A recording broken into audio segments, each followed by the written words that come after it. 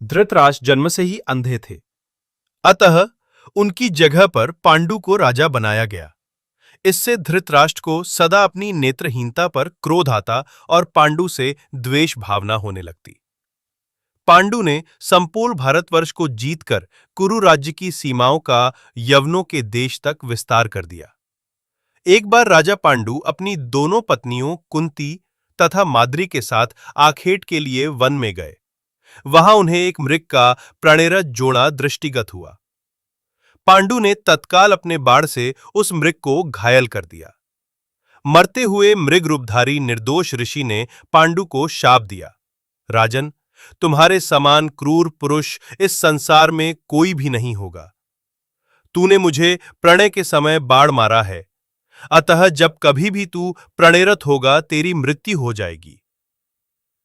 इस शाप से पांडु अत्यंत दुखी हुए और अपनी रानियों से बोले, हे देवियों, अब मैं अपनी समस्त वासनाओं का त्याग करके इस वन में ही रहूंगा। तुम लोग हस्तिनापुर लौट जाओ। उनके वचनों को सुनकर दोनों रानियों ने दुखी होकर कहा, नाथ, हम आपके बिना एक क्षण भी जीवित नहीं रह सकती। आप हमें भी वन में अपने साथ रखने की कृपा कीजिए। पांडु ने उनके अनुरोध को स्वीकार करके उन्हें वन में अपने साथ रहने की अनुमति दे दी। इसी दौरान राजा पांडु ने अमावस्या के दिन ऋषि मुनियों को ब्रह्मा जी के दर्शनों के लिए जाते हुए देखा।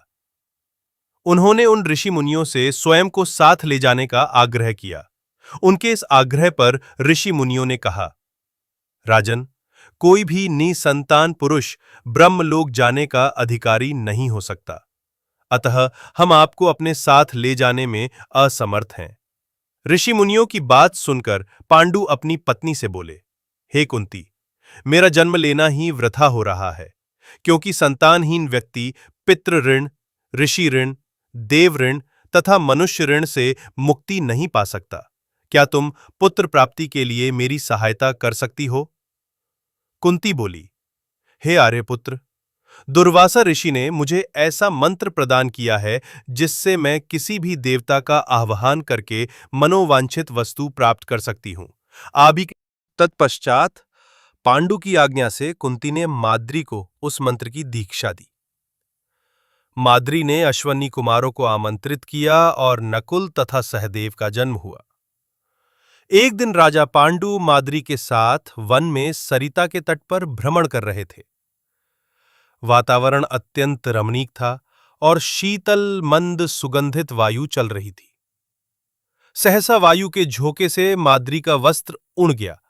इससे पांडु का मन चंचल हो उठा और वे प्रणय में प्रवृत्त हुए ही थे कि शापवश उनकी मृत्यु हो गई। माद्री उनके साथ सती हो गई, किंतु पुत्रों के पालन पोषण के लिए कुंती हस्तिनापुर लौट आई।